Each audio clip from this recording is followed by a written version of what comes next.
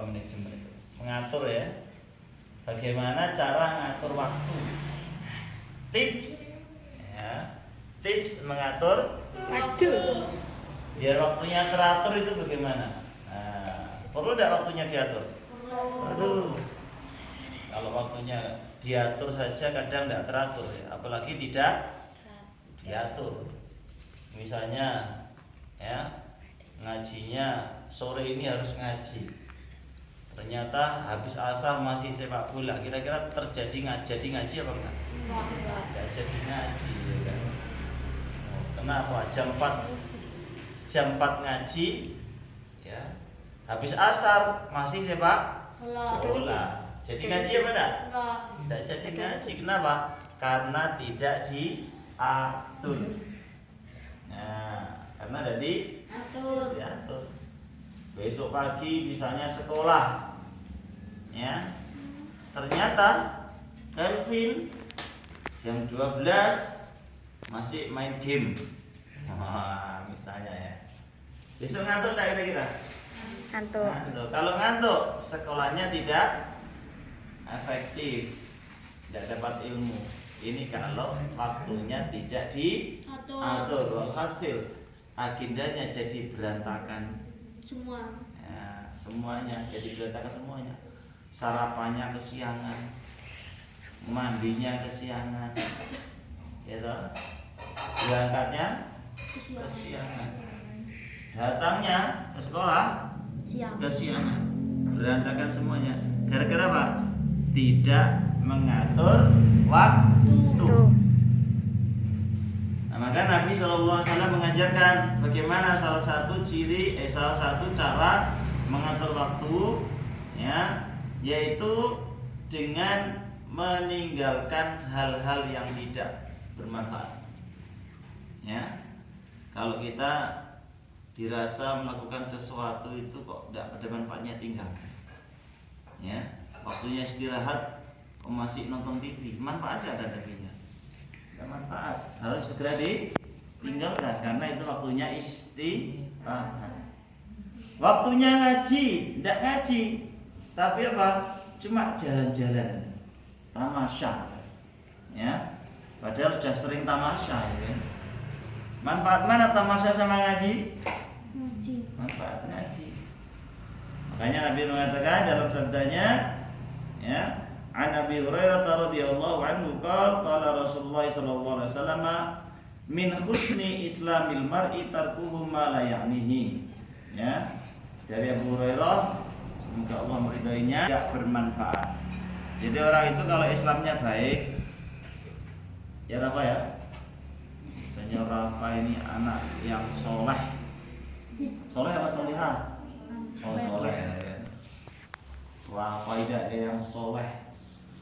Berarti ya, Rafa ini harus mampu meninggalkan sesuatu yang tidak bermanfaat. Berarti soleh.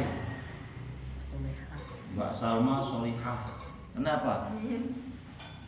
Yang dikerjakan Mbak Salma itu selalu bermanfaat. Nah, contohnya apa? Ya, waktunya tidur, ya pasti istirahat. Ya, istirahat. Waktunya belajar, waktunya sholat. Semuanya bermanfaat, tidak ada yang sia-sia. Mbak Salma anak solihah, ya. Nah, misalnya lihat TV ya nggak terlalu panjang-panjang, lihat YouTube ya, yang tidak manfaat tidak terlalu. Lihat TV sebentar untuk hiburan saja, melepaskan lelah. Setelah itu apa? Mengerjakan yang manfaat yang lain. Jadi perbuatannya itu selalu manfaat, bukan sia-sia. Misalnya jam segini nih nongkrong di jembatan kono pinggir jalan. Ya, Kevin ya? Oh, cewek terus. Wah, ini apa? Nggak manfaat? Nggak ada manfaatnya namanya itu. Siwit. Nah, gitu. Atau kalau Mbak Arum misalnya sukanya meceng aja misalnya gitu ya. Mana Mbak Arum cuci mata? Jika Islamnya baik maka bisa dilihat. Ya, apakah perbuatannya itu senantiasa bermanfaat atau tidak? Ya. Jadi gitu ya, ciri orang yang Islamnya baik. Jadi tanda baiknya seorang Muslim adalah dengan ia melakukan. Orang Islam itu kalau baik, orang itu kalau Islamnya baik, dia selalu menjalankan kewajibannya. Apa kewajiban kita sebagai seorang Muslim? Ya, sebagai seorang Muslim, ya, sebagai seorang Muslim, ya, kita taat sama Allah, taat kepada orang tua, kewajiban kita. Belajar, ya, belajar. Kewajiban kita banyak. Jadi orang Islam yang baik itu dia senantiasa menunaikan kewajiban. Yang wajib-wajib itu yang dikerjakan dulu, ya. Belajar sekolah wajib apa enggak? Wajib. Jalan-jalan wajib enggak? Wajib. Ya, nanti dulu ya kan. Belajar ya belajar dulu ya. Sholat wajib enggak? Wajib. Berarti harus dikerjakan dulu. Dilaksanakan, dikerjakan. Jadi gitu ya. Jadi tanda baiknya seorang Muslim itu adalah dia melakukan setiap kewajibannya. Juga di antara tandanya adalah meninggalkan yang haram. Ya. Yang haram tinggalkan. Nah, misalnya apa yang haram?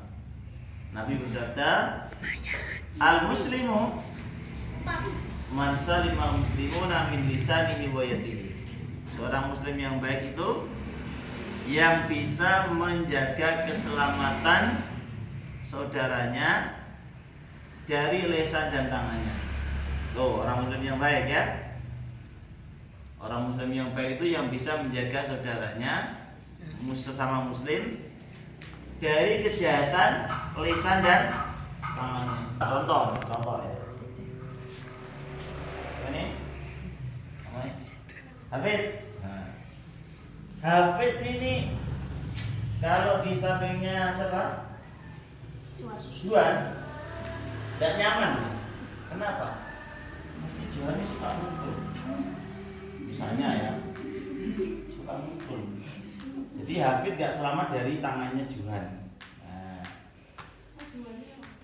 Hafid ini gak nyaman kalau di sampingnya Juan. Kenapa? Juan itu suka ngejek. Hidung basah. Kayak gitu ya. Nah, mesti suka ngejek. Berarti ya, Juhan ini orang Islamnya tidak baik. Berarti Juhan ini kenapa? Tangannya suka mukul, mulutnya suka ngejek. Berarti Islamnya tidak baik. Ini contoh saja, tapi kalau Mas Juhan udah ganteng, pinter, ya, omongannya santun, tangannya lembut, suka ngasih, suka rajin menabung ya kan. Contoh aja tadi ya, contoh ya. Jadi kalau ada teman kita, ini tidak selamat dari tangan kita, tidak selamat dari lisan kita, berarti kita ini Islamnya tidak baik. Ya, kenapa? Karena kata Nabi, orang yang Islamnya baik itu yang bisa menjadikan saudaranya sesama Muslim itu selamat dari tangan dan lisannya. Nah, itu ditinggalkan. Kalau orang Islamnya baik, hal-hal yang seperti itu ditinggalkan. Siap Juan ya? Siap. Lisannya dijaga. Itu orang yang Islamnya baik. Tangannya juga dijaga. Jaga. Nah, insyaallah kalau kita mengamalkan hadis Nabi ini, maka kita bisa memanage waktu kita. Ya. Kita bisa mengatur waktu kita menjadi waktu yang bermakna. Ya, insya Allah. Cukup ya? Oke. Sampai sini dulu, sampai jumpa lagi hari Sabtu yang besok Sabtu. Bisa. Kemungkinan izin saja. Izin, alhamdulillah. Tahun baru Ustaz. Ngeter manten nih. Untuk yang manten. Pasuruan ya. Iya, kalau gitu. Ngeter manten di Pasuruan, jadi pagi nyambut kedatangan, sore ngantarkan. Kemungkinan kayaknya kok belum datang gitu kemungkinan ya. Iya, Kak Ustaz.